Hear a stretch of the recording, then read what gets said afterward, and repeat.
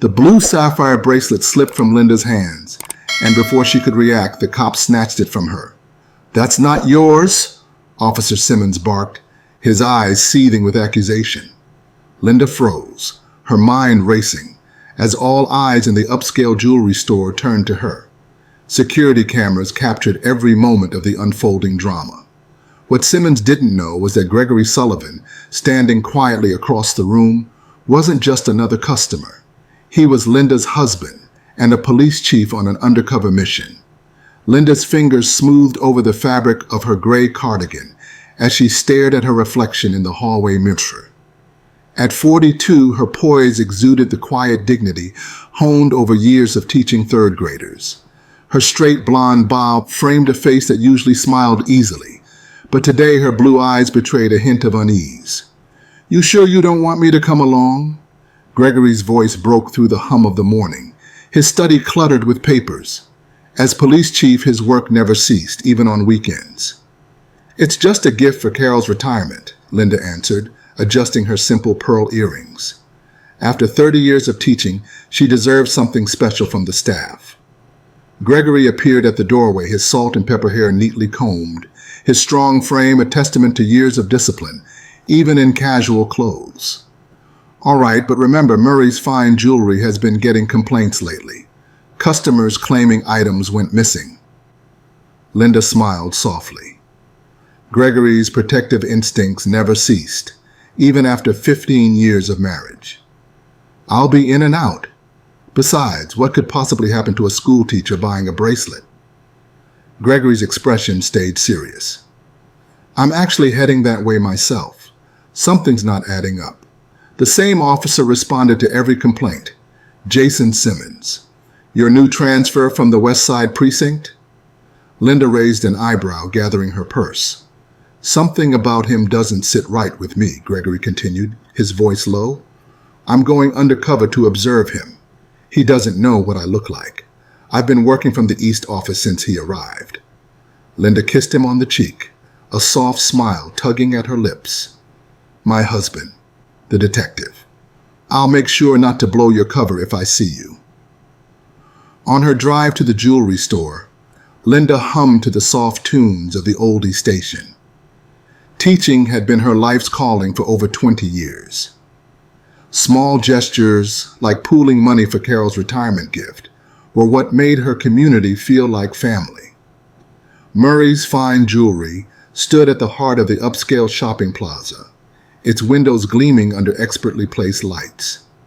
Linda checked her reflection in the car mirror, a simple white blouse beneath a light gray cardigan, understated makeup.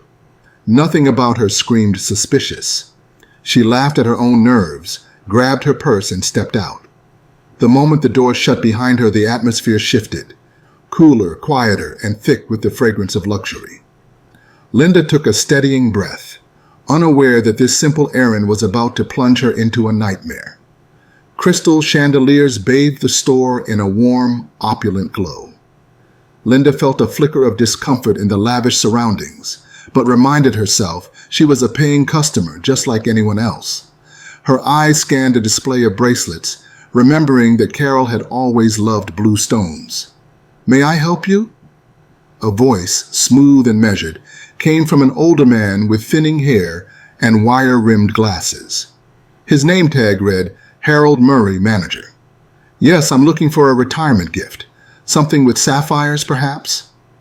Linda smiled, but Murray's eyes lingered too long on her modest attire. His tone shifted just slightly as he guided her toward the display. "Of course, we have several pieces that might interest you." Linda chose to ignore the subtle judgment in his voice. What harm could a simple bracelet do?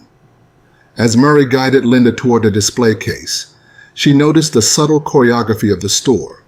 A handful of employees assisting customers, their movements almost mechanical. Her eyes briefly met those of a man in a black vest and tie. His attention focused on arranging watches in a nearby display. He seemed oddly familiar, but before she could place him, she quickly looked away, remembering Gregory's undercover operation. "These are our sapphire pieces," Murray said, unlocking a case with a practiced flick of his wrist. He carefully removed a stunning bracelet, its deep blue stones set in white gold. "This is one of our finest. 14 genuine sapphires with diamond accents," he continued, a touch of pride in his voice. "May I?" He gestured toward her wrist. Linda nodded, extending her arm, feeling the cool weight of the bracelet as he fastened it. It was beautiful, catching the light in a way that made her wonder how such a simple thing could feel so luxurious. "It's gorgeous. How much is it?" $8,500, Murray replied, his eyes keenly studying her reaction, as if measuring her worth by the shock in her expression. Linda's heart skipped at the price. The teachers had pooled nearly $3,000 for Carol's gift. She'd need to find something more modest.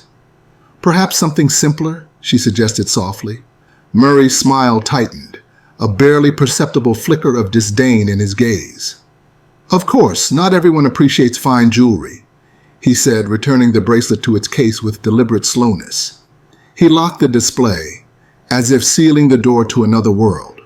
Linda felt a stir of annoyance at his condescension, but kept her voice even. "I'm looking for quality, just within a particular budget."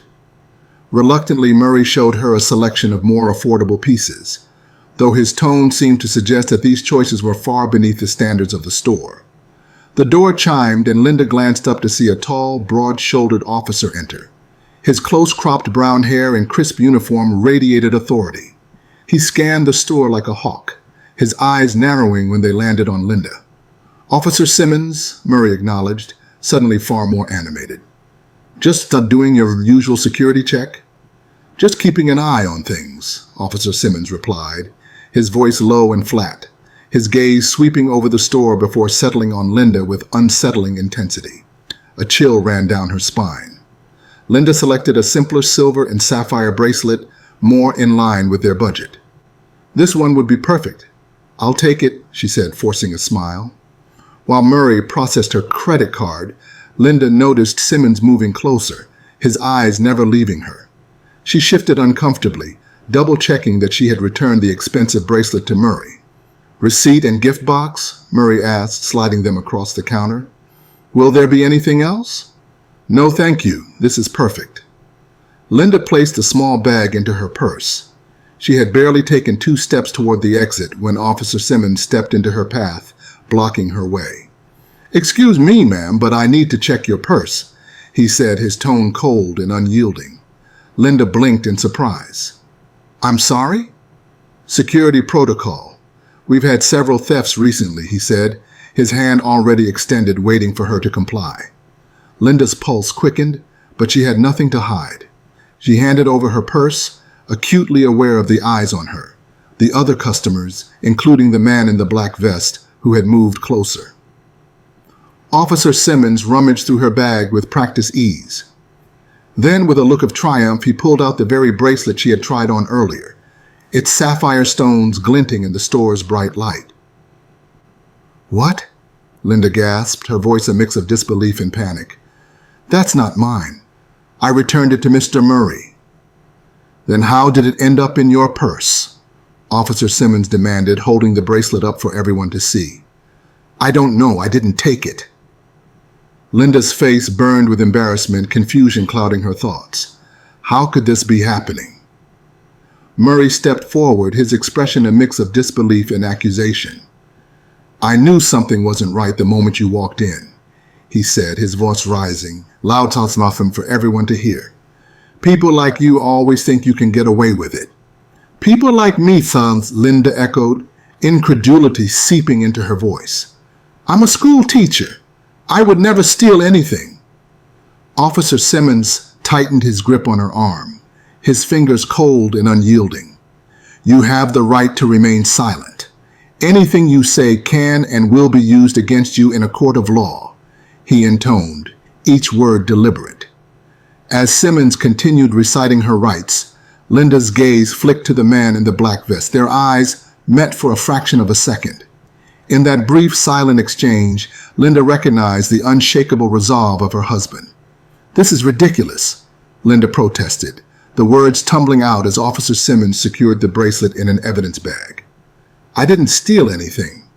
The other customers had backed away, forming a loose circle around the scene. Their faces held a mixture of shock, morbid curiosity, and poorly concealed fascination. Nothing like a midday crime to break the monotony of a shopping trip. "Security cameras don't lie, ma'am," Simmons said, his voice cutting through the tense silence of the store. "And neither does the evidence in your purse." Linda's mind raced. She fought to keep her composure as panic clawed at the edges of her calm. There must be a mistake. I handed that bracelet back to Mr. Murray. Everyone saw me. He pulled out his phone and placed a call. "Chief Sullivan here. Initiate Protocol 1-7. Target location is Murray's fine jewelry. Suspects are in play." He paused, listening to the voice on the other end. "Yes, there has been a development. They've just framed my wife." Another pause. "No, this is exactly what we needed. The evidence is clear now. Officer Simmons is taking her to the station. Have Johnson intercept before booking. I'll handle things here." Ending the call, Gregory accessed his tablet, downloading the footage from both the store's security system and his hidden cameras. He'd suspected Simmons was corrupt, but now he had irrefutable evidence. Along with that, he had proof of Murray's involvement. As Gregory prepared to confront Murray, his mind flashed to Linda, frightened, confused, humiliated. His grip on the tablet tightened. Simmons would pay for this, and Murray would face justice. As police chief, Gregory had always insisted on the highest standards for his officers. Those who betrayed the badge deserved the fullest punishment available. He pocketed the tablet, straightened his tie, and stood tall. It was time to close the trap. In his 25 years of law enforcement, Gregory had learned that the most satisfying arrests were the ones where the criminals never saw justice coming, until it was too late to escape.